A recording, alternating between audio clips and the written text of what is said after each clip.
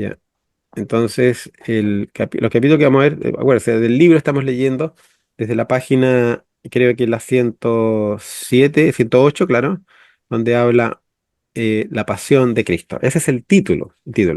Y lo que se programó es que los colores, se dividieron los evangelios en cuatro colores: Mateo en púrpura, Marcos se hizo en verde, Lucas en azul y Juan en color rojo. Y eso se combinó, digamos, lo que hablaba uno y omitía el otro se agregó entre medio, entonces quedó todo ahí porque dije yo, ¿cómo voy a ponerlo para que se sepa de dónde viene? Ah, por los colores. Y ahí entonces quedó algo bien, bien completo. Y parte como base usé yo el libro de Juan, porque es el más hermoso y más completo, porque Juan fue uno de los que entendió perfectamente cómo debía ser el, el, el mensaje de amor, en realidad, ¿cierto? Y no el mensaje de odio o de resentimiento que podían tener los judíos o otras personas, o incluso los apóstoles, que a veces, acuérdense que incluso querían ellos a veces destruir una ciudad. Entonces era el que se conectó verdaderamente, escribió después en un en lenguaje más profundo, fue justamente eh, Juan.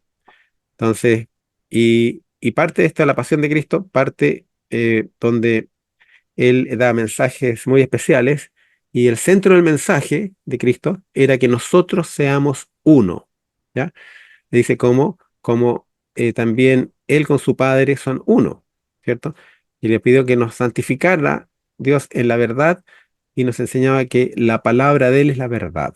Entonces, ¿qué significa el ser uno? De hecho, la palabra hebrea que se ocupa, que es una de las oraciones más importantes dentro del pueblo hebreo, es Ejad Elohim, ¿cierto? Ejad significa el número uno. De hecho, se cuenta Ejad, o en árabe, Wahad, o Ejad, ¿cierto? Entonces es lo mismo, que vienen del arameo, ahí se mezclan las lenguas. Y Ejad Elohim significa el número uno, y con la palabra Elohim, que es en plural. ¿Se fija? Si está hablando el número uno, dice Ejad Elohim, significa los dioses, en plural, porque está hablando en plural. Ejad Elohim significa dioses, lo real, digamos, son uno. Y uno dice, ¿cómo puede ser eso? ¿Cómo se puede dar de que los dioses sean uno? Porque en realidad nosotros sabemos que hablamos de un solo Dios, pero sabemos que son tres en realidad. Y ahí yo vengo, una cosa que me gustaría que la pudieran ustedes manejar bien, porque si viniera un musulmán y le preguntara, por ejemplo, a ustedes, y le dijera, o a mí, me preguntara, ¿cuántos dioses nosotros tenemos? Entonces nosotros le diríamos, uno solo, ¿cierto? Porque somos monoteístas, tenemos un solo Dios. Sí, pero diría, ¿y Jesús es Dios? Sí. ¿Y el Padre es Dios? Sí, también. Entonces tienen dos dioses. No, es que son uno. Entonces, ¿pero cómo eso? ¿Son la misma persona? No. Entonces, bueno, o estás tú enfermo de la cabeza, o, o ¿cómo explicas eso? Y ahí empezamos con la confusión.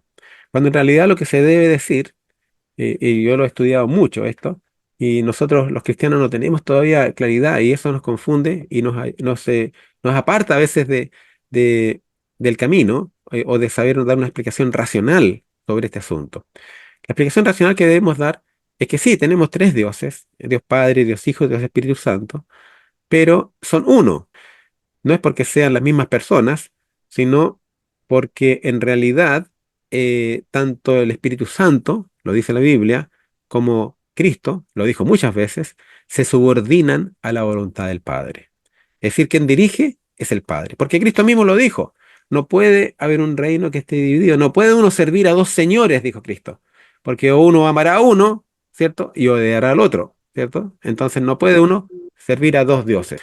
Uno tiene que servir solamente a un solo Señor. Entonces, tanto Cristo como el Espíritu Santo sirven al único Señor, que es el Dios Padre, ¿cierto? Pero lo hace a su manera, porque Dios Padre sabe delegar.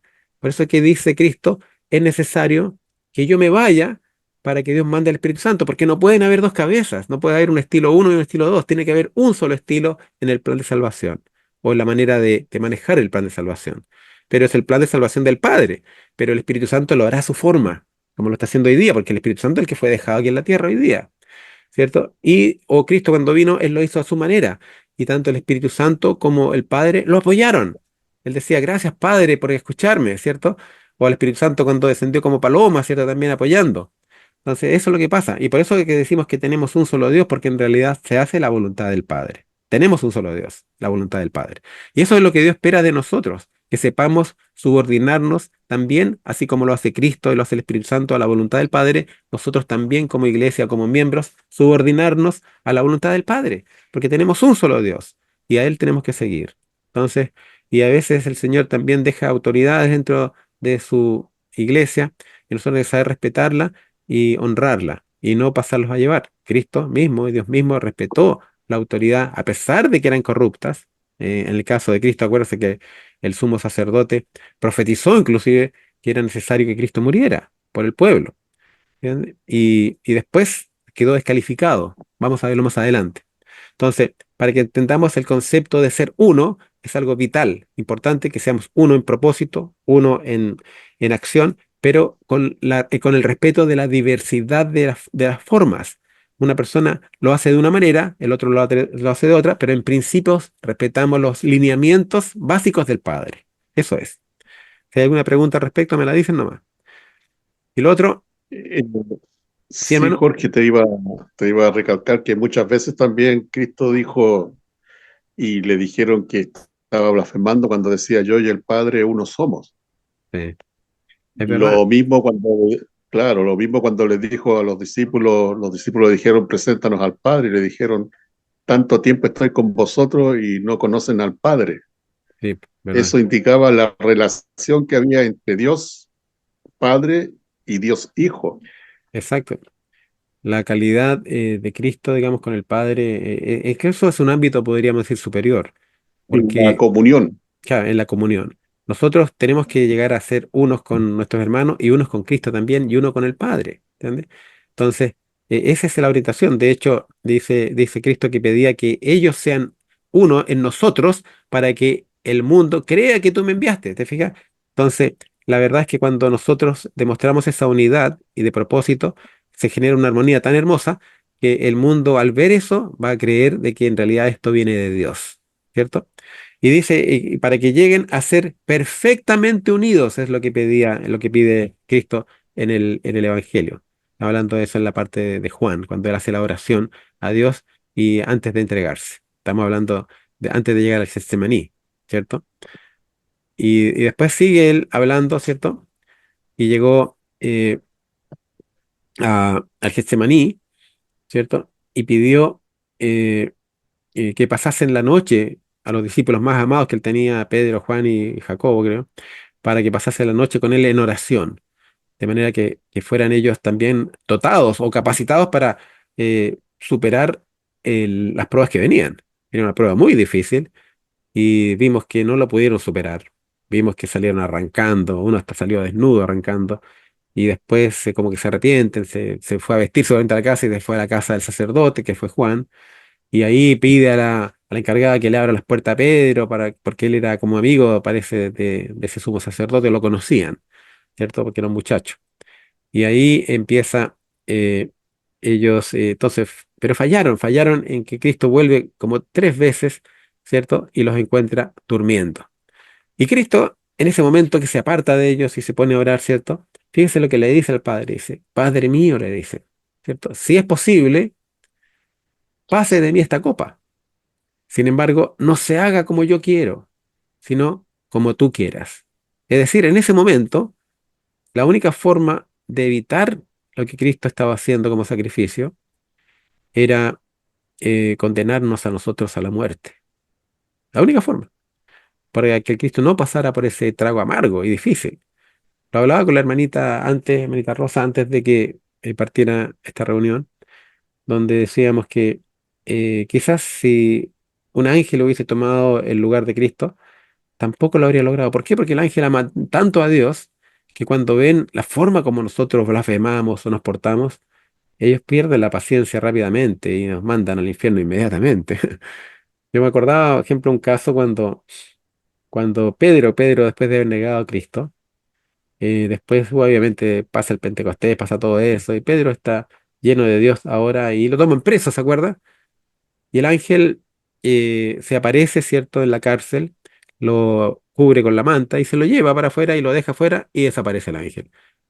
Y él pensó que era una visión, pero de repente se encuentra que está fuera de la cárcel y dice, wow, y pasó a las varias guardias que habían, etcétera. Pero ¿por qué el ángel no le habló? Dije yo. ¿Por qué el ángel no le dijo, muy amado, vengo a rescatarte? Así como le dijo a Daniel, ¿se acuerda el ángel cuando le aparece? Le dice, desde el principio de los ruegos, recibí la orden de venir a avisarte, muy amado, y le hablaba así. Pero a Pedro no. Creo que el ángel también estaba resentido con Pedro. Claro, porque Pedro había negado a Cristo 3 veces. Entonces el ángel estaba muy molesto, cómo lo negó y todo eso, y cómo se portó y blasfemó, y dijo, hasta groserías dijo para dejar de hablar como él estaba educado en esos 3 años y medio. Entonces, por eso es que los ángeles tampoco calificaban, ¿cierto? Y Cristo era el único que podía, porque en realidad Él nos amaba tanto que tenía la tolerancia eh, máxima para aceptar nuestra condición de pecadores. ¿Entiendes? Y eso es lo que vemos incluso hasta hoy día. Y eso a mí me llena de, diríamos, de algo muy profundo, porque digo, en realidad tanto he fallado que necesito cambiar y necesito consagrarme para poder ganar, ¿cierto?, el favor de los ángeles también a mi lado. Eso es lo que tenemos que hacer y dejar el pecado de lado y consagrarnos y llegar a ser perfecto, porque Cristo nos dice, sed vosotros perfectos como vuestro Padre en los cielos es perfecto. No es fácil tarea, pero con el amor de Dios lo podemos lograr. Entonces, Cristo, acuérdense que en su vida en esta tierra no tuvo ni siquiera un lugar donde él pudiera recostar su cabeza. Es decir, toda su vida fue llena de angustia, llena de sinsabores, llenas de persecuciones. Uno basta que se consagre un poco y empieza a sentir persecuciones, ¿ya? Uno lo vive a cada rato, digamos. De hecho, somos advenedizos en este mundo. Y los advenedizos es como que viviéramos en la casa de una persona que nos está arrendando una habitación o prestando una habitación. Y nosotros vivimos siempre, tenemos que andar con puntillas, ¿cierto? Portándonos bien, porque en cualquier momento se enojan por cualquier cosa. La gente de este mundo nos trata así. Nosotros no somos de este mundo, somos advenedizos, somos alienígenas para este mundo. Entonces, Cristo vivió eso, porque era un bicho raro. Hasta los hermanos no le creían y lo trataban mal. Seguramente cuando veían que él hacía actos de bondad, de lo dice el espíritu de profecía, cuando él hacía actos de bondad, los hermanos dirían, pero ¿cómo? ¿Para qué haces eso? Esa persona no lo merece. Y lo criticaban y así le pasa a uno también. Entonces, cualquier persona que se consagre a Dios va a vivir esa experiencia. El creador del universo, ahora indefenso y necesitado, dejó los atrios celestiales donde todo es pureza, dicha y gloria para salvar a la oveja perdida o al mundo caído, ¿cierto? Eso fuimos nosotros.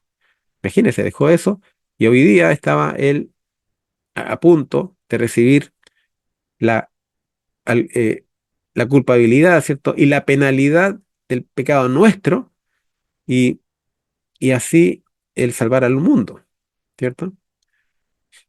Él podría haber dejado eso y dijo, no, que el culpable reciba la penalidad, ¿cierto? Y, y dejarlo todo y volver a su padre. Pero sin embargo, él aceptó el desafío. Incluso se le aparecieron, dice la Biblia, que se le apareció Elías y Moisés para tratar de justamente convencerlo que no éramos merecedores de tal sacrificio. Por favor, entrega, eh, digamos, renuncia, no pases por esto, no lo merecemos. Pero eso quizás a Cristo le dio más fuerzas todavía, porque amaba entrañablemente, me imagino, a Elías y amaba entrañablemente a, a Moisés. Entonces, por amor a nosotros, y ellos fueron los representantes. Uno fue el representante de las personas que no van a ver la muerte, como Elías, perdón, claro, como Elías que fue transportado al cielo, o como Moisés, que son las personas que van a ser resucitadas. Y también, obviamente, lo que vimos también y comentamos la otra vez, que su padre en ese momento debe haber estado sufriendo con él. Y más que él, porque un padre prefiere que él pase por las experiencias dolorosas y no un hijo. Que él, uno prefiere uno enfermarse, ¿cierto? Uno sufrir un cáncer, lo que sea, pero que el hijo no lo sufra, porque tiene todo un futuro por delante, es un niño inocente, dice uno, ¿cómo él va a sufrir cosas de adultos, ¿cierto? O de ancianos, o de viejos, ¿cierto? Entonces no ha disfrutado su vida. Entonces eso es lo que a nosotros nos llama la atención. Y también el padre vivió eso. Y para más, tuvo que vivir la tradición de sus propios discípulos, ¿ya? Afortunadamente Cristo sabía cómo, por dónde venía la cosa, y eso porque Dios se lo anticipó, Dios le mostró en las Sagradas Escrituras, y ahí viene la tradición de Judas, ¿cierto? Donde incluso se acerca con la turba, ¿se acuerdan? Y aparece Judas y con un beso, entrega al Salvador. Y Cristo mismo le dice, con un beso entregas al Hijo del Hombre, ¿cierto? Con un beso traicionas. Y él estaba tan, diría yo, Judas estaba tan empecinado eh, o tan enceguecido por el pecado y por la ambición del dinero que iba a recibir, que no le importó. Y después lo llevan a él ante el ex sumo sacerdote Anás, ¿cierto? Anás era suegro de Caifás. Caifás era el sumo sacerdote, el otro ya era mayor, ¿cierto? Entonces por eso había dejado seguramente la investidura de sumo sacerdote, pero la gente como lo consideraban, todavía le tenían mucho respeto, entonces también lo consideraban sumo sacerdote, a pesar de que era su yerno, Caifás, el sumo sacerdote que estaba imperando en ese tiempo.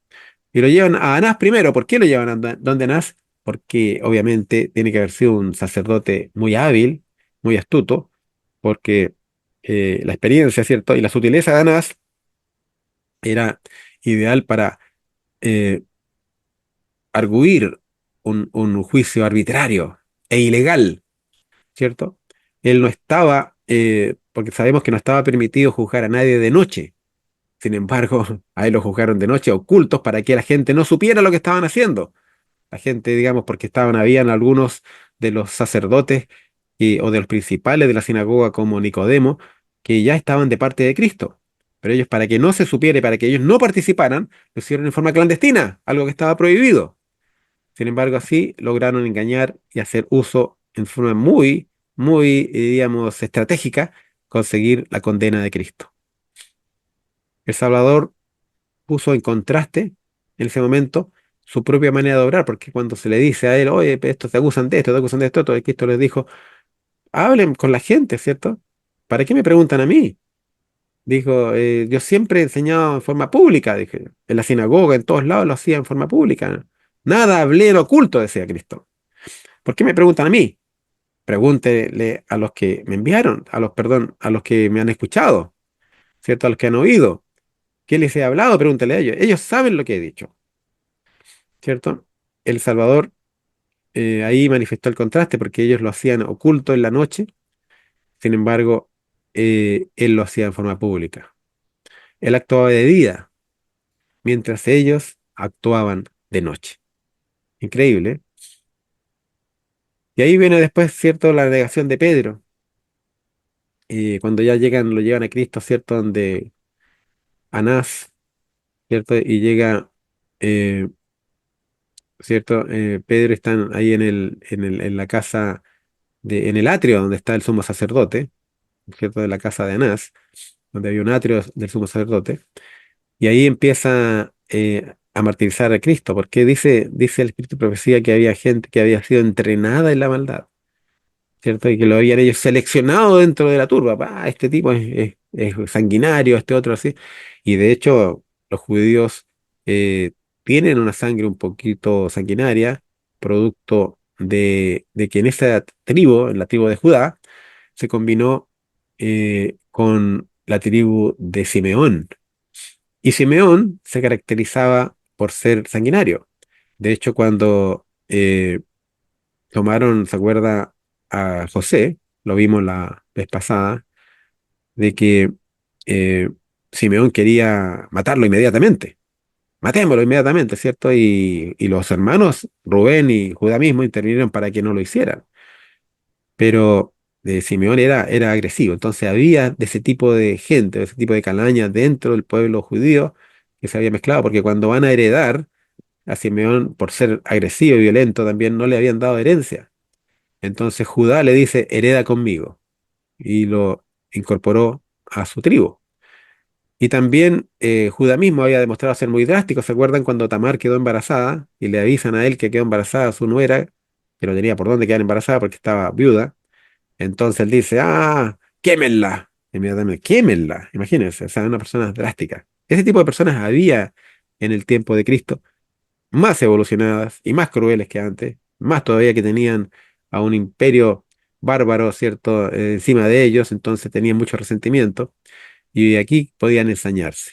Y pasa hoy en día, cuando uno sufre o uno ve tanta violencia que hay, asaltos, y hoy día y uno tiene la oportunidad de atrapar a algún ladrón con las manos en la masa, entonces la gente se ensaña con estos ladrones, porque quieren ahorcarlo, quieren pegarle mismo y quitarle la vida si es posible.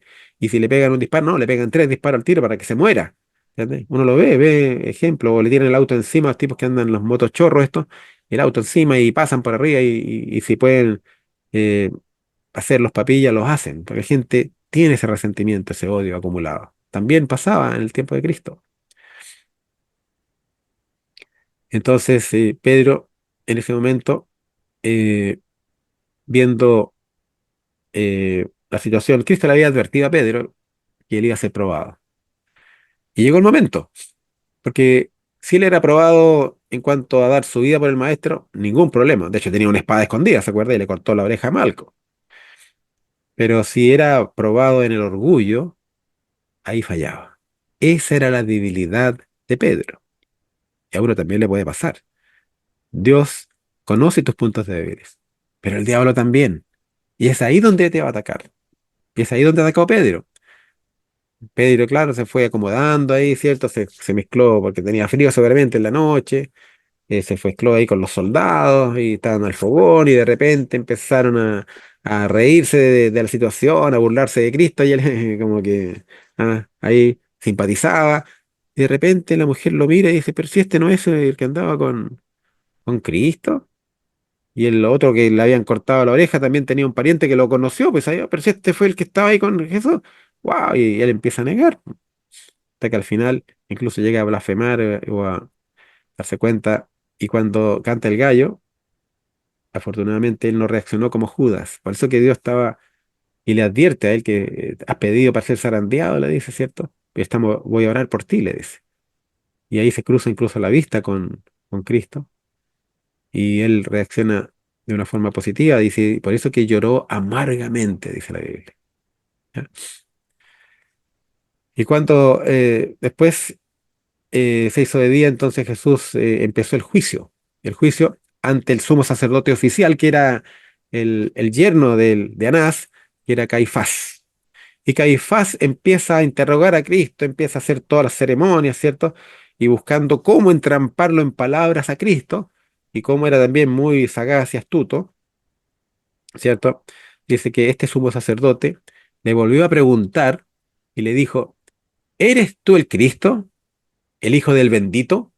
Y ahí vienen las palabras tácticas que usó para obligarlo a responder. Le dijo, te conjuro, le dijo, por el Dios viviente, que nos digas si eres el Cristo, el Hijo de Dios. Y ahí Jesús se vio en una encrucijada.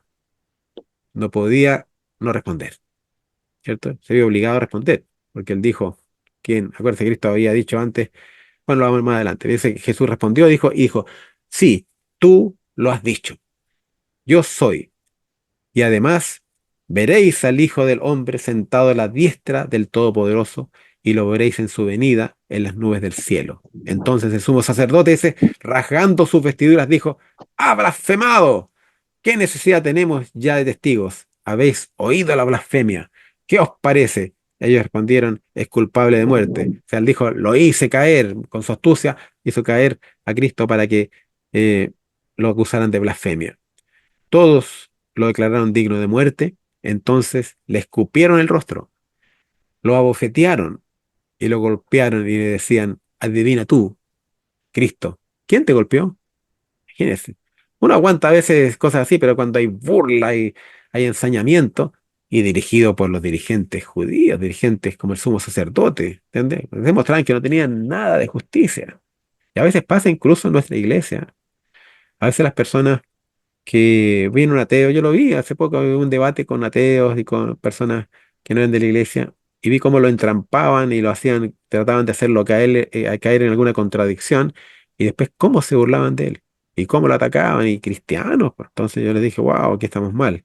Entonces traté de ayudar, intervenir, me cortaron el micrófono, porque dije, no podemos actuar de esa forma, nosotros tenemos que ser, dice, si tú quieres verdaderamente ganar amigos, o tener, o sacar miel de un panal, no puedes patear el panal porque te van a atacar las abejas. ¿Entiendes? Tienes que hacerlo con delicadeza, con tacto. Cristo no podía callar ante esta demanda que le hizo Caifás, ¿cierto? Había tiempo en el que debía callar y tiempo en el que debía hablar. No habló hasta que se le interrogó directamente. Sabía perfectamente que el contestar ahora aseguraría de facto su muerte. Pero la demanda provenía de la más alta autoridad reconocida a la nación y en el nombre del Altísimo. Su propia relación con el Padre había sido puesta en tela de juicio. Debía mostrar claramente su carácter y su misión. Sobre ello Jesús había manifestado a sus discípulos anteriormente. Esto está en Lucas 12:8, donde dice, cualquiera pues que me confesare delante de los hombres, le confesaré yo también delante de mi Padre que está en los cielos. Por lo tanto, ahora, por su propio ejemplo, repitió la lección. Entonces ahí, fíjense que Caifás rasgó sus ropas sacerdotales. Y ese acto tenía un tremendo significado. ¿Se acuerdan cuando Cristo muere? Después se ve que el templo, en el templo se rasga el velo de dos. ¿Qué significaba eso? Que quedaba el templo anulado. Ya no era más válido el templo terrenal, como, como templo sacerdotal. Y aquí Caifás rasgó sus ropas sacerdotales. Poco lo comprendía Caifás seguramente, porque parece que no eran estudiosos, eran políticos. Se trataba de una costumbre antigua de acto de romper, ¿cierto?, las ropas cuando uno se indignaba por algo, ¿cierto? O sufría alguna, como lo hizo Job, ¿cierto? Rasgó su ropa y se sentó en la ceniza. Pero eso estaba prohibido para que lo hiciera un sacerdote con las ropas sacerdotales. Eso, la ley levítica y lo prohibía bajo sentencia de muerte. Eso está en Levíticos capítulo 10 verso 6 o capítulo 21 de Levíticos, verso 10. Prohibido bajo sentencia de muerte. El sacerdote no podía hacer eso. Es decir, quien verdaderamente debía haber sido condenado a muerte era Caifás. ¿Ya? Y sin embargo, él, rasgando su vestidura y todo haciendo vista gorda, ¿cierto? Porque muchos deben haber sabido esa ley levítica y condenan a Cristo. ¿Entiendes? ¿Se fija la contradicción? Entonces había un manejo solamente político, no era religioso. Y dejó con eso, anuló el sacerdocio levítico con Caifás. Hasta ahí llegó el sacerdocio. ¿Por qué? Porque él rasgó las vestiduras sacerdotales y con eso es similar a lo que hizo Dios después cuando anula la actividad del templo. Por eso que no corresponde que construyan un tercer templo. No tiene ninguna validez. De hecho, ni siquiera en el segundo estaba el arca del pacto, de lo que vamos a hablar hoy día y de lo que vamos a hablar, perdón, en estas sesiones, ¿cierto? Entonces, es importante considerar eso. Entonces Jesús, después de eso, claro, dice, es condenarlo a muerte entonces, pero como ellos no tenían autoridad para matar a Cristo, necesitaban la aprobación de los líderes, de los líderes romanos que estaban ahí. Entonces van y lo envían donde Pilato. Y también a Herodes, ¿cierto? Y ahí empieza el juego, que se va donde Pilato primero, ¿cierto? Y Pilato lo acusa, y lo acusaban delante de él de que era un sedicioso, para que Pilato, es sedicioso, entonces, y ahí viene el interrogatorio, ¿se acuerdan? Primero fue enviado donde él, y Pilato cuando se entera de que Cristo no correspondía, ¿cierto? Y lo manda donde no creo que correspondía a su jurisdicción, lo manda donde Herodes. Pero antes Pilatos volvió a entrar al pretorio, ¿cierto? Llamó a Jesús y le dijo, ¿eres tú rey de los judíos? Y ahí Jesús le responde y le dice, ¿esto lo dices de ti mismo o te lo han dicho otros de mí? ¿Cierto? Entonces Pilato le dice, ¿acaso yo soy judío? Tu gente, los principales sacerdotes te han entregado a mí. ¿Qué has hecho? Y ahí Jesús respondió, mi reino no es de este mundo. Si mi reino fuera de este mundo, mis seguidores pelearían para que yo no fuera entregado a los judíos. Fíjese que la palabra judío ahí empieza a ser sinónimo de persecución. Y hoy día somos amigos de Israel y de los judíos, cuando en realidad son perseguidores de los cristianos. Y si tuvieran ellos poder, nos perseguirían nuevamente. De hecho, pasa un poco en Israel. Pero mi reino, dice, no es de aquí. ¿Entiendes? Entonces Pilato le dijo, ¿tú eres rey? Respondió Jesús, tú lo has dicho. Así es, como tú dices, yo soy rey. Yo para esto he nacido, para esto he venido al mundo, para dar testimonio de la verdad, le dice. Todo aquel que es de la verdad, oye mi voz, le dice. Pero acuérdense, el reino no es este mundo. Ahí fue cuando Pilato le pregunta a Cristo, dice, ¿qué es cosa es verdad? Le pregunta. Pero lamentablemente no esperó la respuesta. Cristo le habría dicho, el único que podía responder sobre qué es lo que era verdad era Cristo.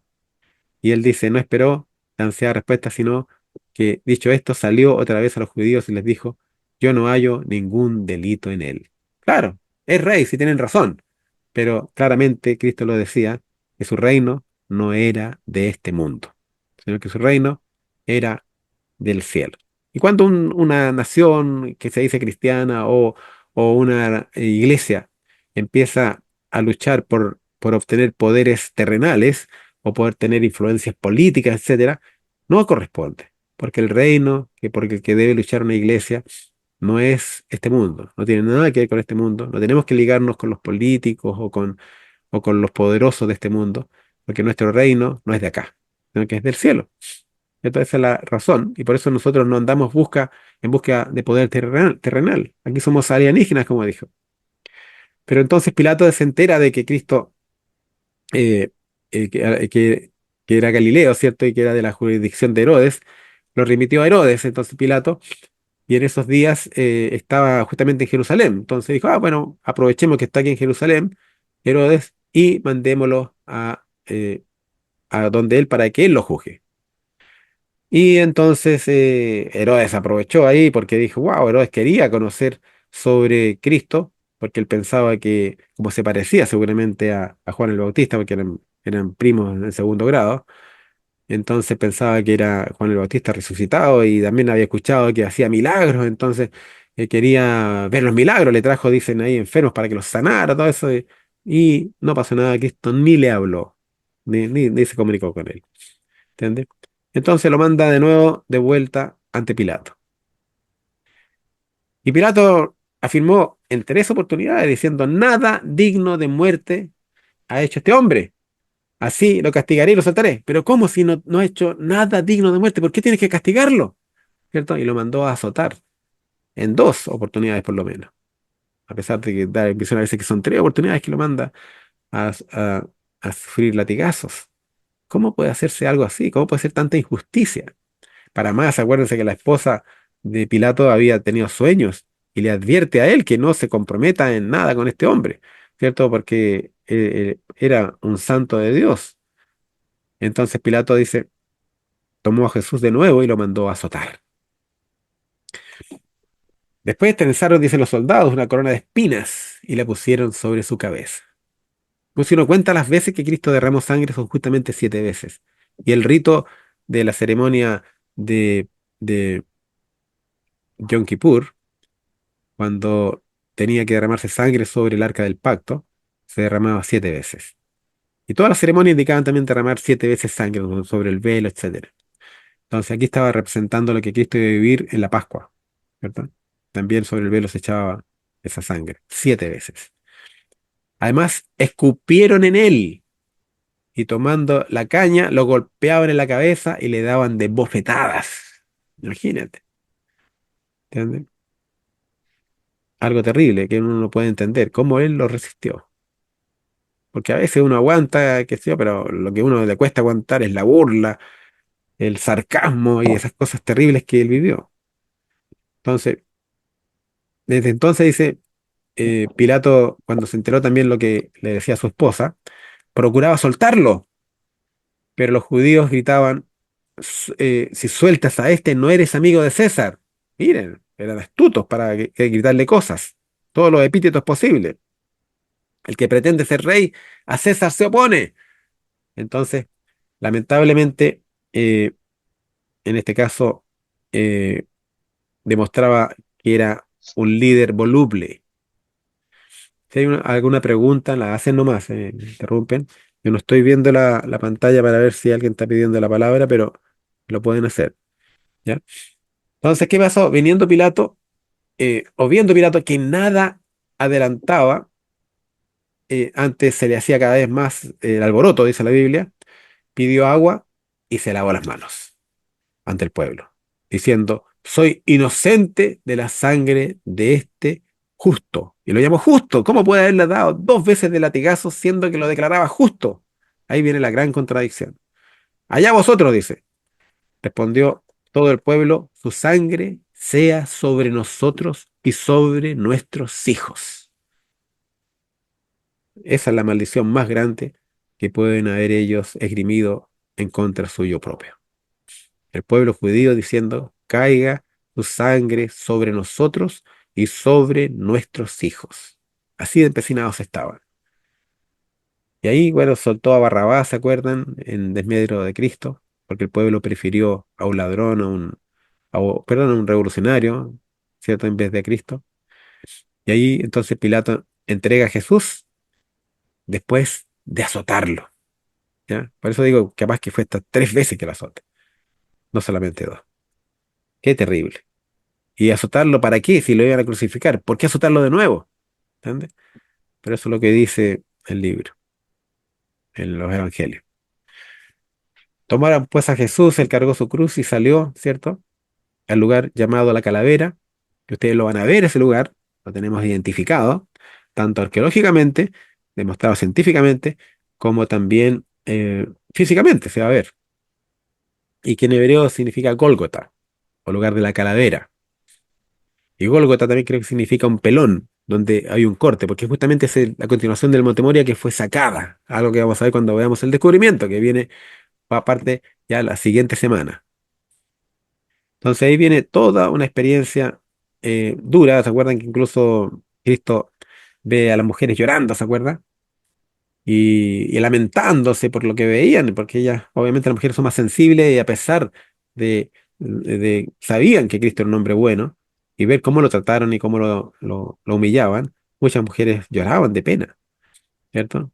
Y entonces Cristo les dice, hijas de Jerusalén, no lloréis por mí, llorad por vosotras y por vuestros hijos, porque vendrán días en que dirán, dichosas las estériles, las entrañas que no concibieron y los pechos que no criaron.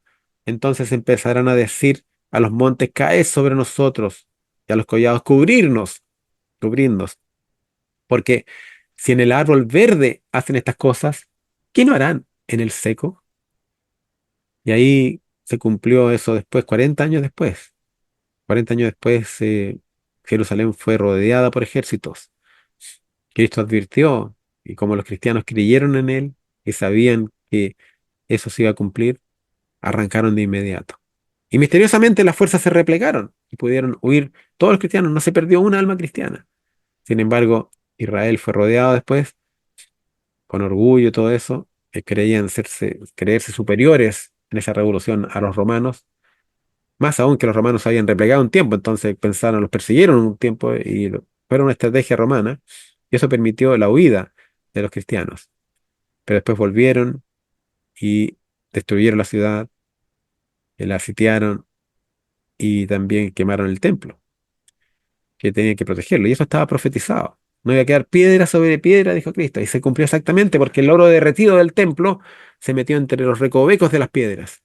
Y los soldados, para saquear ese oro, levantaban piedra sobre piedra para sacar ese oro. Imagínense la temperatura que alcanzó ahí. Los cuerpos habían quedado totalmente calcinados, los que estaban escondidos en el templo, que fue el último lugar de refugio que encontraron. Entonces eso es así, lamentablemente, las cosas se cumplen literalmente. Tenemos que hacer caso. Así como el arca de Noé, cuando Dios dijo que iba a haber un diluvio, ¿cierto? Y los antediluvianos se habían hecho arcas también, que no eran tan ignorantes, tenían más tecnología que la nuestra de hoy día. Han encontrado naves espaciales de los antediluvianos. Han encontrado en la Luna una nave gigante que tenía incluso eh, embriones de animales. Tenían su propia arca, pero no es el arca de Noé, de madera, calafateada por dentro y por fuera con brea, pero con la protección divina. Y distinto. Uno puede ser que tenga una protección artesanal, ¿cierto? Tanto en la casa, otras tienen eh, controles especiales, ciertos sensores, etcétera. Pero si no tienes a un ángel que te proteja, esa casa está totalmente indefensa. Tenemos que tener a Dios, Dios como protector. Y eso se consigue solamente haciendo su voluntad, ¿cierto? Era la hora tercera, dice, cuando llevaron a Jesús para ser crucificado, cuando lo crucificaron. La tercera, que son como las 9 de la mañana, cuando lo crucificaron. Jesús dijo, Padre, perdónalos, porque no saben lo que hacen. Entonces Pilato, dice la Biblia, escribió una inscripción que puso sobre la cruz, decía, este es Jesús Nazareno, Rey de los judíos. Esa es la frase completa, digamos, porque algunos dice Jesús Rey de los judíos, otro Jesús Nazareno, pero en realidad la frase completa es este, que es una frase bastante grande. Importante que les diga esto porque la frase no se puede escribir encima de Cristo o encima de la cruz, como dicen algunos, y la abrevian y le ponen como INRI. Pero la razón por la que le ponen INRI, porque no cabe un texto tan grande encima de la cruz. Pero la verdad es que la palabra que se ocupa ahí es epi, que puede significar por arriba, por encima de la cruz, o por arriba de la cruz. No necesariamente fue encima de la cruz, sino que, y justamente en el lugar que encontramos nosotros, por donde crucificaron a Cristo, ese lugar hay unos nichos atrás, que los vamos a ver después. Unos nichos donde caben justamente para 3 letreros. Y ellos acostumbraban, los judíos, perdón, los romanos, acostumbraban tener unas láminas de yeso que las protegían, digamos, puede haber sido de una piedra hecha de yeso y en la cual escribían con carbón la cosa que se iba a publicar. Y tienen que haber sido letreros bastante grandes para que pudieran leerse de la distancia. De hecho, los judíos reclamaron. Dicen, no escribas rey de los judíos, sino que él dijo yo soy rey de los judíos. Y Pilato dijo, no, lo que escribí queda escrito. ¿Viste? Me parece que eso estaba profetizado. Porque Cristo era el verdadero rey de los judíos. ¿Verdad? Y ellos se quejaron. Pero que ahí Pilato se envalentonó porque tenía que cumplirse también proféticamente ese aspecto. Y ahí entonces se acuerda que dividieron la ropa de Cristo, los soldados, ¿cierto?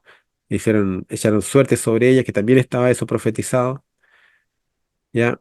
Y los que pasaban también estaba profetizado de que iban a insultarlo y meneando sus cabezas, le decían, tú que derribas el templo en 3 días y lo reedificas, sálvate a ti mismo. Se veía como habían escuchado sus mensajes, pero no lo habían entendido. El templo no se refería al templo edificado, sino que el templo nuestro es Cristo, era su cuerpo, ¿cierto? Ahí está la salvación. Entonces, ¿qué pasó? ¿Se acuerdan? Habían 2 malhechores. Algunos dicen que basta con arrepentirse a última hora para que Cristo te salve o Dios te salve. No es tan cierto. Uno de los malhechores crucificados, ¿cierto? Lo insultaba diciendo, no eres tú el Cristo, pues sálvate de mí y sálvanos a nosotros. Pero el otro lo reprendió diciendo, ni aún temes a Dios, tú que estás en la misma condenación. A la verdad, nosotros padecemos justamente porque recibimos lo que merecieron nuestros hechos. Pero este hombre no hizo ningún mal. Y dijo a Jesús, acuérdate de mí cuando vengas en tu reino. El único apoyo que tuvo Cristo en ese momento. Y vino de un malhechor. El Espíritu de Profecía habla sobre este tema y dice que no es que el malhechor se haya convertido a último minuto, sino que este malhechor había pasado por el proceso, de hecho conocía, sabía quién era Cristo, sabía que vendría en su reino, había alcanzado la profundidad del mensaje, más que incluso los apóstoles, ¿entiendes? Y, y apoyó en ese momento a Cristo en forma maravillosa. Cristo me imagino que ahí debe haber sentido algo especial, ¿cierto? Yo imagino que estaba al lado derecho, porque siempre al lado derecho uno piensa en lo bueno, y Cristo le dice, eh, te aseguro hoy, ¿cierto? Estarás conmigo en el paraíso. ¿Cierto? No que hoy. iba a estar en el paraíso, sino te aseguro, hoy, en esta condición de hoy día, como estamos, muriendo, todo eso, ¿por qué? Porque Cristo obviamente no se fue al paraíso ese mismo día. Sino que estarás conmigo en el paraíso, ¿cierto? Cristo dio porque era muy difícil que en la agonía de la muerte uno se ponga a, a tratar temas de profundidad espiritual. Este hombre en la cárcel había pasado el proceso de arrepentimiento y de conversión. Y lamentablemente había caído preso, pero ahí había sufrido eso y ahora era la oportunidad de él de demostrarlo. Y lo demostró justamente. Y maravilloso que se arrepintió. O sea, había todo, él pasado por un proceso completo de conversión. Y aquí lo manifestó.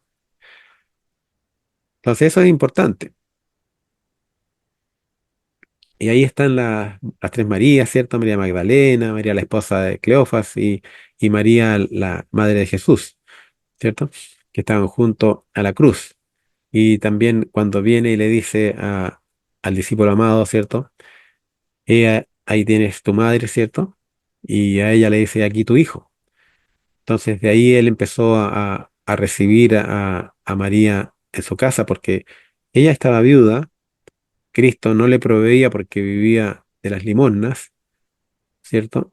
Y, y ella obviamente iba a tener problemas de subsistencia porque parece que los hijos tampoco eran muy nobles. Después se convierten.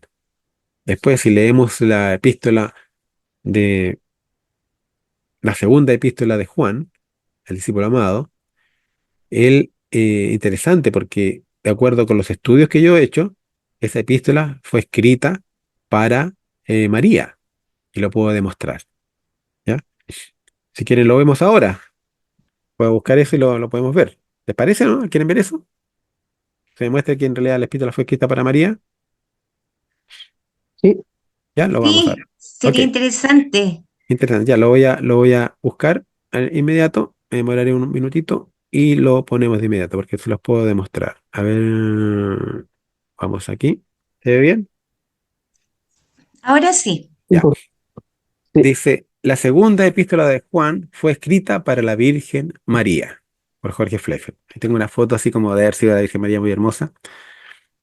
Entonces, sigamos. De hecho, en Belén, donde nació mi papá, yo vi cuando niño, en Belén es la ciudad, sabemos que allá admiran a la Virgen María, y hay una iglesia que se llama la Iglesia de la Virgen, donde les conté, que tiene incluso un yeso blanco, y una vez fui para allá, y una tía me pidió que la acompañara, porque ella quería donar el aire acondicionado para esa iglesia, porque notaba que era muy calurosa en verano.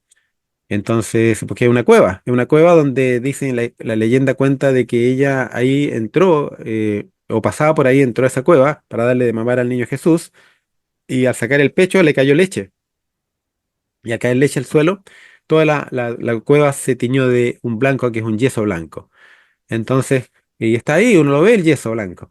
Entonces, dicen que eso fue producto de ese milagro. Hay muchas cosas que no se saben, sabemos que hay muchas cosas que se debieran haber escrito acerca de Jesús, pero no se sabe.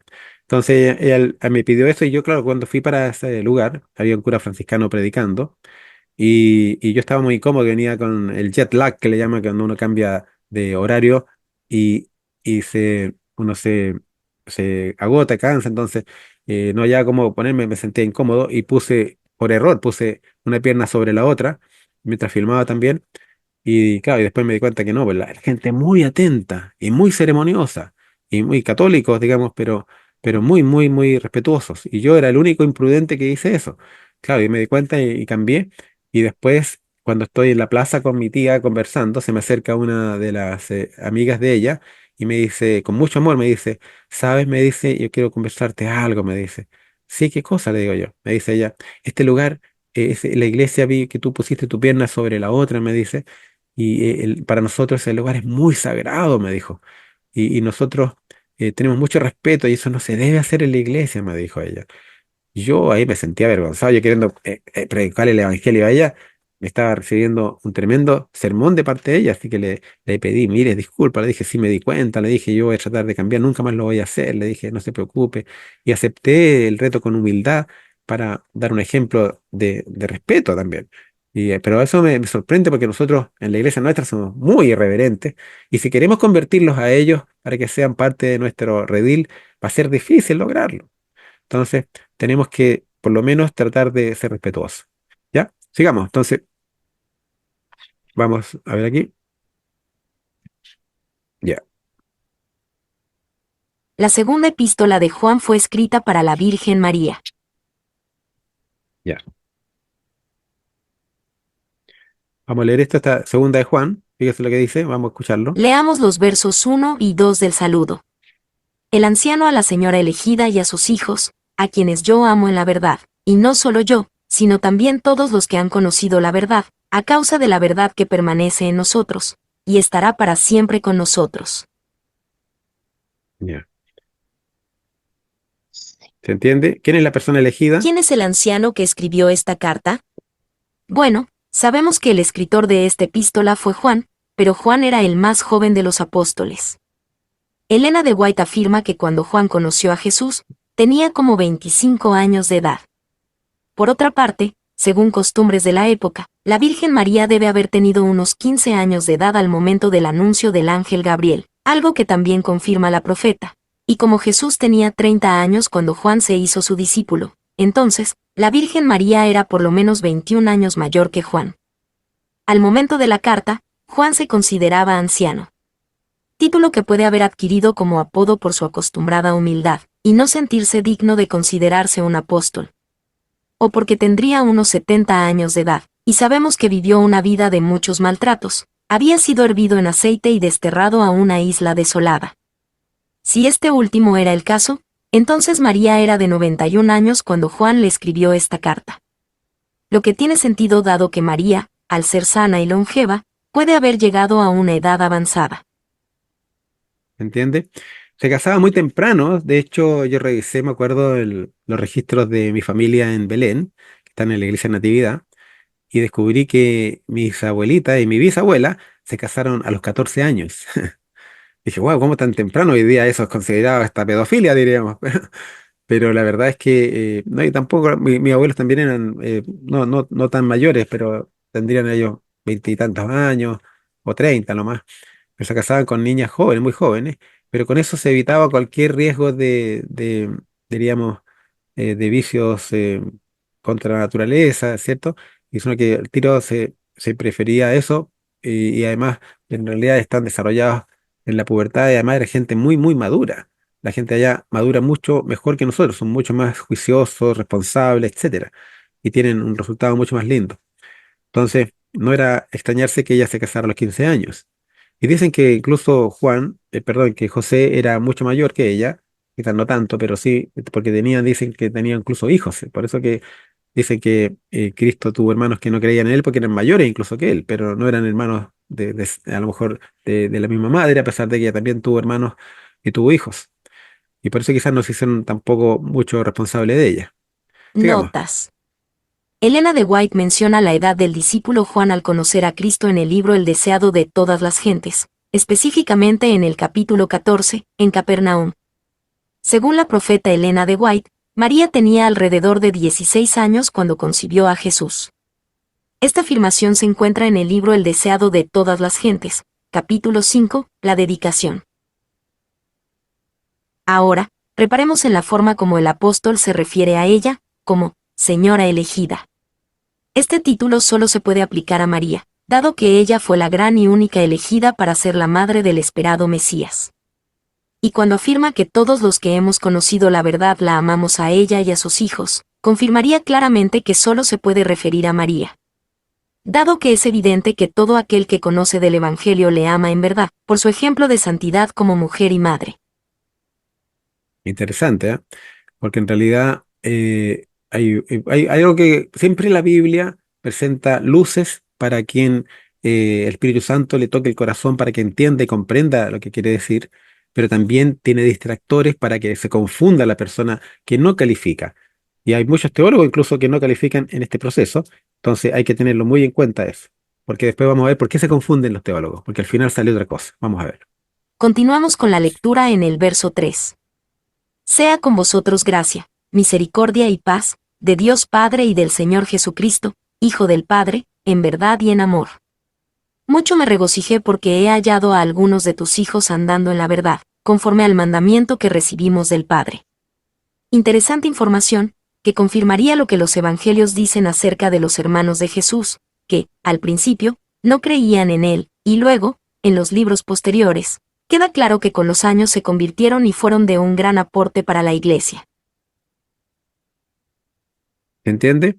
Eso se confirma en la misma escritura cuando habla que los hermanos ahora escribieron incluso libros, hasta el libro de Santiago, por ejemplo, que es de hermano de Jesucristo. Continuamos la lectura en el verso 5. Y ahora te ruego, Señora, no como escribiéndote un nuevo mandamiento, sino el que hemos tenido desde el principio, que nos amemos unos a otros. Y este es el amor, que andemos según sus mandamientos. Este es el mandamiento, que andéis en amor, como vosotros habéis oído desde el principio. Porque muchos engañadores han salido por el mundo, que no confiesan que Jesucristo ha venido en carne. Quien esto hace es el engañador y el anticristo. Ojo con esta última frase, porque el griego original dice viniendo en carne, en presente imperfecto, y no que ha venido en carne. Interesante, porque muchos hoy en día afirman que Jesús vendrá en espíritu. Esto concuerda con el capítulo 4 de la primera epístola de Juan. Sí, ese es un tema delicado. ¿Por qué? Porque uno, cuando se le aparece un espíritu a uno le puede preguntar para saber si es de Dios y le pregunta, oye, cuando Cristo venga, ¿cómo va a venir? Y se le dice que viene en espíritu, entonces no es de Dios. Mejor apártate y rechaza ese espíritu. Pero si te reconoce y te dice que viene en carne, entonces dice que, porque solamente los espíritus que vienen de Dios pueden confesar eso. Entonces es una prueba. Yo lo hice una vez una mujer que me recomendaron que fuera a visitarla porque era la hermana de un empleado que yo había contratado para una planta de cátodo que estaba fabricando. Entonces llega y me dice, mi hermana tiene el don de la visión, que puede adivinar las cosas, todo eso, y pensaba que era un don divino. Entonces ya, la fui a ver por accidente, porque fui a ver el avance que tenía en unas eh, cosas que estaba haciendo de fibra de vidrio, y me dice, ahí está mi hermana, conversa con ella. Entonces conversé con ella y ella me noté que no era, sentí yo que no era el Espíritu de Dios que la acompañaba, pero tenía así el don. Entonces le pregunto a ella, ¿por qué cuando usted le habla a un espíritu, cierto? Sí, me dijo, me habla un espíritu y yo le hago consulta y me responde todo. Entonces le dije, ¿por qué cuando le habla el espíritu usted no le pregunta, pregúntele la siguiente cosa? Sí, sí, ¿cómo va a venir Cristo? Nada más. Ya. La semana, pasó como un mes, después la fui a ver de nuevo por accidente y le pregunto, ¿cómo estuvo? Sí, me dijo esa misma noche, le pregunté al espíritu y me dijo que Cristo venía en espíritu, me dice. Entonces ahí yo le tomé, le pedí si tenía una Biblia, tenía una Biblia que había encontrado botada, ella me la pasó. Y yo le muestro este texto y le explico que en realidad ella tiene el don, le dije yo, pero parece que está siendo usado por malos espíritus, le dije yo. Usted debería aprovechar ese don para conectarse con el espíritu correcto. Le traté de llevar para el camino correcto. No sé si habrá dado frutos, pero a veces es difícil para una persona que está recibiendo beneficios económicos producto de ese don, como le pasó a la mujer que perseguía, ¿se acuerda?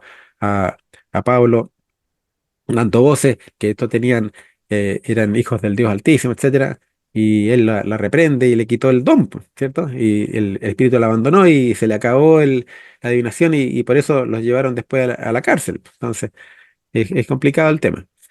Sigamos. Sigamos en el verso 8.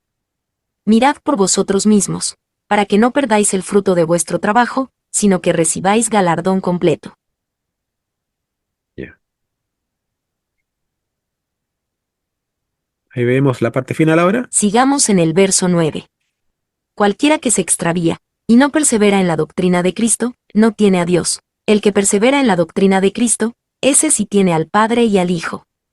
Si alguno viene a vosotros, y no trae esta doctrina, no lo recibáis en casa, ni le digáis, bienvenido.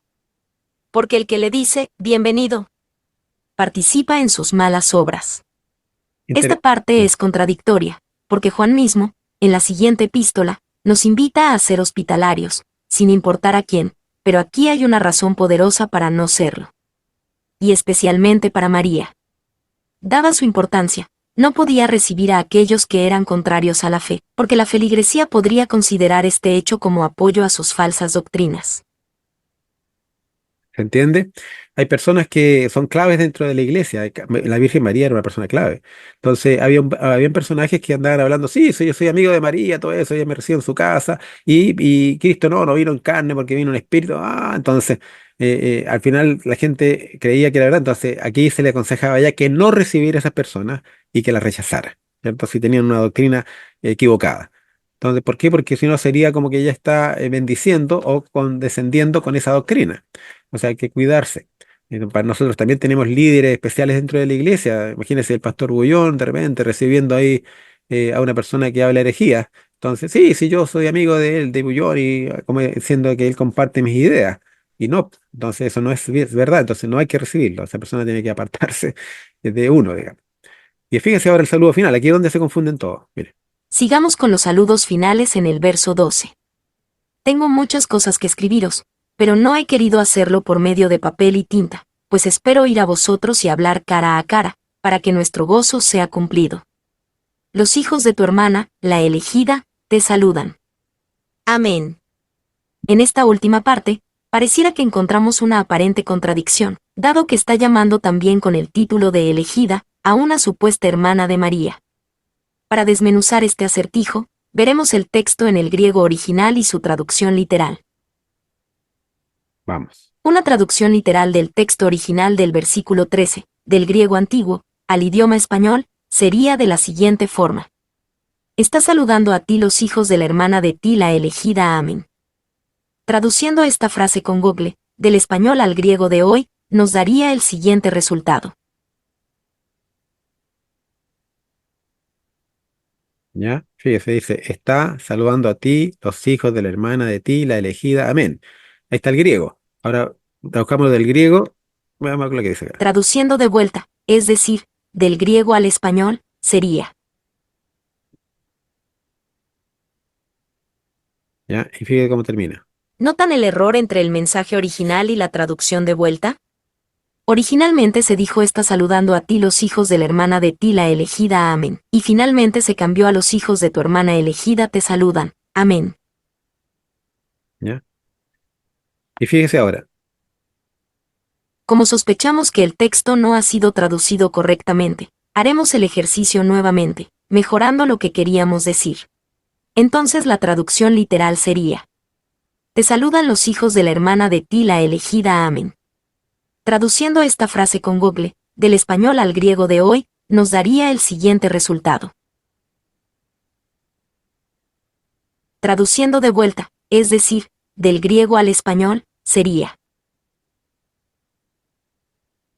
¿Se entiende? Aquí tenemos el español, te saludan los hijos de la hermana de ti, o sea, de tu hermana, la elegida. Amén. ¿Cierto? Traduciendo de vuelta, aquí está, y después dice, los hijos de tu hermana elegida te saludan, amén. ¿Ya? No sé si se entiende el error, ahí lo vamos a ver. Mire. Nuevamente el traductor no expresa exactamente lo que queríamos decir, y comete el mismo error, por lo que, intentaremos una tercera vez, pero ahora seremos muchísimo más claros. Fíjese, ¿quién es la elegida? Ti, de ti la elegida, no la hermana. Eso es lo que estoy tratando de decir, pero para que sea más claro lo voy a poner mejor todavía, mire. Traduciremos al griego la siguiente frase. Los hijos de la hermana de ti, que eres la elegida, te saludan, amén. Ya, Traduciendo esta frase con Google, del español al griego de hoy, nos daría el siguiente resultado. ya. Aquí queda mucho más claro. Los hijos de la hermana de ti, que eres la elegida, ¿quién? Ti, ella, te saludan, amén. Eso es lo que quiero decir yo en griego. Aquí está en griego, traducido literalmente. ¿Ya? Mira, Traduciendo de vuelta, es decir, del griego al español, sería. fíjense, y miren lo que queda al final. Los hijos de vuestra hermana, que es la elegida. O sea, también se equivoca, ¿se dan cuenta? Y así está el mismo error que cometen todos los traductores. Está hablando de que ella es la elegida como la persona al principio, pero los traductores piensan que es la hermana la elegida. Entonces está equivocada la traducción. ¿Se fija? Aquí digo claramente que ella es la elegida. Los hijos de la hermana de ti, que eres la elegida. Aquí lo traduce los hijos de vuestra hermana, que es la elegida. ¿Se fija? Se traduce, se confunde el traductor. Lo mismo le pasó a los traductores antiguos. Es el colmo. Escribí claramente que la elegida eres tú y el traductor me dice que es ella. Conclusión. Definitivamente, los traductores cometieron el mismo error, dando la impresión que la hermana de María es la elegida y no ella. No obstante, gracias al verso 1, sabemos que María es la elegida, y también podemos concluir que María tenía una hermana. ¿Ya? ¿Entiende? Conclusión general, entonces, la segunda epístola del apóstol Juan fue escrita para la Virgen María. ¿Ya? ¿Qué les pareció? Déjenme compartir esto. Ahí está.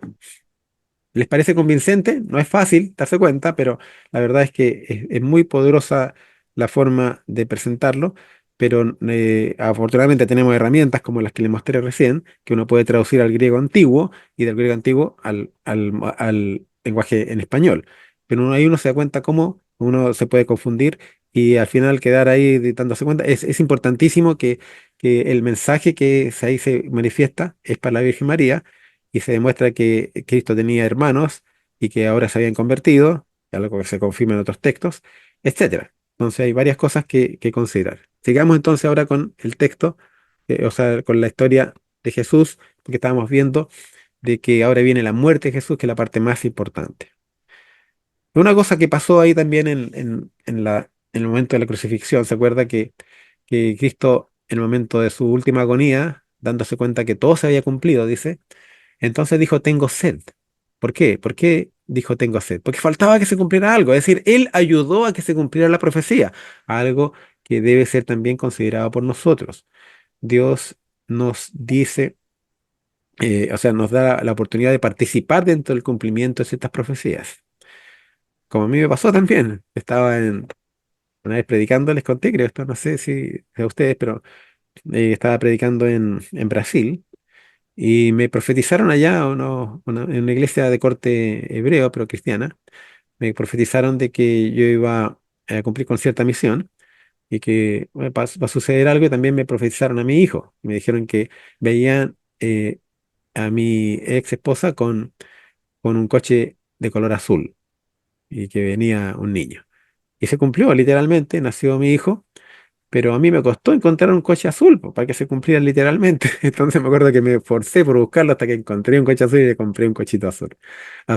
O sea, yo ayudé a que se cumpliera la profecía. Entonces Cristo igual aquí ayudó y había allí una vasija llena de vinagre. Dice entonces al instante ellos empaparon, dice, una esponja en vinagre, ¿cierto? Mezclándola con mirra, la pusieron en una caña de hisopo y se la acercaron a la boca cuando Jesús probó el vinagre. eh, es que sea, probó el vinagre, pero no lo tomó, ¿cierto? Otros decían, deja, veamos si viene Elías, ¿cierto? Entonces clamó a gran voz, consumado es, Padre, en tu mano encomiendo mi espíritu, e inclinando la cabeza, entregó el espíritu. ¿Te fijas? Entonces Cristo ayudó, y cuando vio que todo se había cumplido, dijo, "Oh, aquí me quiero morir ya", aguantó hasta el final, y no murió de muerte natural, porque eso sorprendió incluso, ¿se acuerdan a Pilato? Y, ¿cierto? Y sino que murió en realidad de un infarto al corazón. Y se demuestra. Bueno, ahí el velo del templo se rasgó en dos, importante, como diciendo, está anulado ahora el rito del santuario terrenal, el rito sacerdotal, digamos. Se abrieron los sepulcros, dice, y muchos de los santos que habían muerto, ¿cierto? Pero volvieron a la vida antes, pero salieron de los sepulcros, fueron levantados después que Cristo resucitó, dice, porque resucitaron ese día. Pero algunas traducciones no lo traducen bien. Y salió del sepulcro, fueron a la ciudad santa y aparecieron a muchos. ¿Ya? La verdad es que eso yo lo demuestro que sucedió en sábado y no el domingo. Y Cristo hizo una obra secreta en sábado, a pesar de que en el folleto y en otros textos da la impresión que es otra cosa, pero yo también lo puedo demostrar. Tengo las demostraciones, por eso escribimos el libro El Séptimo Trueno, y está todo eso detallado, pero yo creo que ya se lo expliqué una vez pasada. Podríamos profundizarlo o dejarlo para más adelante. Pero eso está también demostrado. Y esa obra la hicieron justamente el sábado, porque el sábado era importantísimo ese sábado y tenían que aparecerse a muchos visitantes que vinieron. Y, y también, ¿cómo se llama? Eh, acuérdense que la fama de Cristo se había difundido en esos 3 años y medio, se había difundido por todo el mundo y todos querían ir a ver a este Cristo porque el judío lo único que esperaban era el Mesías. Y cuando se vieron que hacía milagros y que sanaba personas y que predicaba, entonces todos querían ir a verlo. Entonces, en esa fiesta estaba lleno de personas que venían de todas partes del mundo, judíos que venían a celebrar las fiestas. Entonces, justamente se necesitó todo ese ejército de santos para predicarles a ellos. Y así se convirtieron, por eso que fue tan exitoso el Pentecostés. Ahí se bautizaron cosas como 3.000 almas primero y después los mismos apóstoles decían, qué maravilloso, decían que miles de celosos judíos se estaban convirtiendo a la obra cristiana. Que era el propósito de Dios, sacar a todos los verdaderos israelitas de Israel, así como lo hizo también a sacar a los israelitas de Egipto, ahora estaba sacando de los judíos mismos, estaba sacando a los verdaderos israelitas, para que fueran también en búsqueda de las otras ovejas perdidas de Israel que las encontraron para el lado de acá de Occidente principalmente. Entonces, ahí mismo el centurión y los que estaban con él, eh, guardando a Jesús, al ver el terremoto que hubo y las cosas que habían sucedido, ¿se acuerdan? Las tinieblas y todo eso, temieron en gran manera, dice, y dijeron, realmente este hombre era justo, realmente este era el Hijo de Dios. Y toda la multitud que estaba presente se fueron golpeándose el pecho, dice en la Biblia. ¿Cómo eso golpeándose el pecho? ¿Ya? Pero sus conocidos y las mujeres que lo habían seguido desde Galilea quedaron mirando desde lejos estas cosas. Entre ellas estaba María Magdalena, dice María la madre de Santiago, el menor y de José, Salomé la madre de los hijos de Zebedeo, ¿cierto? Y todos ellos participaron, fueron testigos presenciales. Como era el día de la preparación, viernes, ¿cierto? Ahí se demuestra que Cristo murió en viernes, eso es lo que dice la Biblia. Entonces, eh, y se apuraron, ¿cierto?, para enterrar a Cristo lo más rápido posible, antes que fuera sábado, porque el sábado no se podía trabajar, y también no alcanzaron a embalsamarlo, ¿cierto? Y por eso lo lavaron rápidamente ahí, porque llevaron, acuérdense, varios litros de aceites especiales y mirras, y una túnica con la cual lo cubrieron y dejaron todo ese sector manchado. Y lo hicieron eso en secreto, ahí o sea, en un lugar oculto que era al interior de la tumba que les regaló justamente Nicodemo, ¿cierto? Para que pudieran ellos trabajar tranquilos. Y la tumba se prestaba para hacer un trabajo de esa naturaleza. Y está llena, esa tumba está llena de manchas de sangre, ¿ya? Y ahí el Señor, ahí van a ver más adelante que me dio un privilegio muy especial a mí. Yo les voy a mostrar videos sobre eso. No los he editado todavía, pero los voy a tratar de hacer porque tengo solamente lo que puse en el libro. Entonces, y además que era un sábado muy grande, dice, ¿cierto? ¿Por qué? Porque coincidía que era un sábado ceremonial doble, porque teníamos que era no tan solo sábado semanal, sino que además coincidía con el sábado ceremonial de los 7 sábados de la cuenta del Homer. También lo vamos a ver. Y ahí tiene algo súper importante, porque hay un día que lo traducen equivocadamente como día domingo, cuando en realidad se refiere al primer día de la fiesta del Homer, no el primer día de la semana, sino que el primer día de las semanas en plural. Eso es lo que dice. Mía, Sabatón en plural. Mía significa el uno, se refiere al primer día, porque se menciona con el número nomás, primer día, y Sabatón significa en plural, significa de los sábados. Y ese es justamente el día de las primicias o el primer día de lo coincidió que era domingo ese día, pero no está diciendo que el día domingo se haga eso. Y cuando Pedro o Pablo dice que tienen que recoger ofrendas el primer día de la fiesta del Homer, se refiere no al día domingo, ¿cierto? Como algunos lo traducen.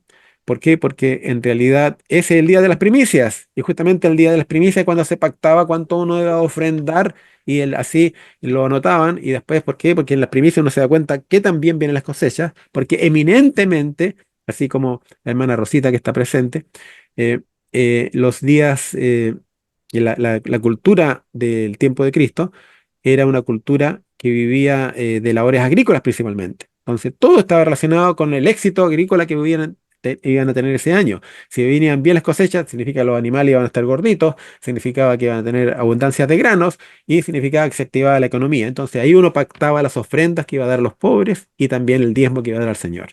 Por eso que era importante ese día al año, no cada domingo, como dicen algunos malos traductores, porque la palabra mía, sabatón, la traducen como primer día de la semana, cuando en realidad es primer día de la fiesta del Homer. Bastaba con preguntarle a un judío qué significa, cómo traduciría él el griego, mía sabatón, al hebreo, y él le diría, Ejat Shabbat, que significa el primer día de la fiesta del Homer. ¿cierto? Ahí también hay un argumento justamente en contra de las personas que creen que ellos practicaban guardar el domingo porque recibían ofrenda el día domingo, ¿no? No tiene nada que ver, ¿ya? Entonces dice, y incluso en cambio dice, incluso uno de los soldados también le abrió, ¿se acuerda? El costado con una lanza y en el acto salió sangre y agua. Súper importante eso porque también la profecía habla de eso de que iba a derramar sangre y agua y también habla de que demuestra eso que fue un coágulo sanguíneo que recibió el Señor por un infarto al corazón, un infarto al miocardio. Él murió de ataque al corazón. Aguantó, aguantó, aguantó hasta que no aguantó más y decidió morir. Y algo que sorprendió al mismo Pilato, porque decían, ¿cómo si está muerto si él es un hombre fuerte? Dice. Y ahí José de Arimatea toma su cuerpo para llevártelo, él lo pidió. Y ahí viene también la traición, ¿cierto?, de Judas, ¿cierto?, que después al finalmente se ahorca y prefiere morir para no enfrentar lo que había hecho él o que había conseguido con su avaricia y su robo que pasaba robando, etcétera. Y los discípulos, ¿se acuerdan cuando, perdón, los judíos que dijeron que muera, que muera, que muera? Gritaba la turba, crucifíquenlo, crucifíquenlo, etcétera. Y ahí, ¿cierto? Cuando dicen ellos que derrame su sangre sobre nosotros y nuestros hijos, ¿cierto? Dios había perdonado a Israel por 490 años, 490 Yom Kippurs, ¿cierto? De días del perdón. Y pudieron haber iluminado y preparado el mundo para el Salvador venidero en esos 490 años. Pero, sin embargo, eh, Malaquías dice los encontró sumidos en malos hábitos, dice, 90 años después, dice, del restablecimiento del profeta, los encontró sumidos en malas prácticas, etcétera. ¿Y qué podía hacer Dios con ellos cuando ellos se seguían en su justificación propia, etcétera? ¿Qué pasó con Pilatos? También en el libro se habla de eso. Pilatos, cierto, siguió lavando sus manos, dice el texto, está en el libro. Dice, cuenta la historia, dice que la tradición cuenta esto, de que ha sido conservada incluso por siglos, dice, cuenta la triste historia de Pilato, dice que cuando fue exiliado, él se fue a Caúl, a Francia, y que fue visto en el lecho de un río, se lavaba sus manos, y lavaba, y lavaba, y lavaba, y lavaba sus manos. Un amigo suyo se detuvo a la distancia mirándolo, entonces intrigado se acercó, ¿cierto? Y le preguntó, ¿por qué te lavas las manos en forma tan insistente? ¿Acaso no se te limpian? Le dijo. Pilato miró hacia arriba con desesperación. No, replicó, no puedo lavarme la sangre de Jesucristo. Eventualmente, Pilato cometió suicidio. Eso le cuenta la historia. Ahí se muestra una foto, que yo también la elaboré, esa foto para donde se ve que sus manos estaban llenas de fuego. Bueno, eso es lo de la presentación de hoy. Y no sé si tienen alguna pregunta, algo que quisieran aportar o preguntar. La verdad es que mucho se puede decir de esto, pero es muy Jorge, profundo. Sí, hermano, dígame.